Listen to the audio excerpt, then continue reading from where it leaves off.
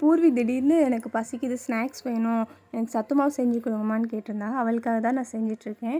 இது வந்துட்டு பால்வாடியில் கொடுக்குற சத்து மாவு பேக்கெட் தான். இது பக்கத்து வீட்டில் உள்ளவங்க எனக்கு ஒரு பேக்கெட் கொடுத்தாங்க. ஸோ அதை வச்சு தான் நான் செய்ய போகிறேன். அதுக்கு தேவை வந்துட்டு சத்து மாவு, நாட்டு சர்க்கரை, நெய், அப்புறமா சுடுதண்ணி. இது எல்லாத்தையும் ஒன்றா மிக்ஸ் பண்ணிவிட்டு சுடுதண்ணி ஊற்றிட்டு கொஞ்சம் கொஞ்சமாக கலந்துட்டு அதை கொலக்கட்டு மாதிரி கையிலே பிடிச்சிட்டோன்னா வேலை முடிஞ்சு.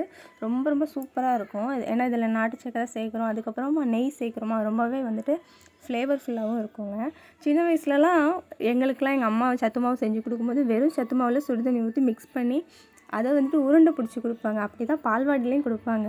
ஆனால் அப்போல்லாம் அதை சாப்பிடும்போது கொமட்டிக்கிட்டே வரும், வாமிட் வர மாதிரி வரும், தொண்டைக்குள்ளே போகாது.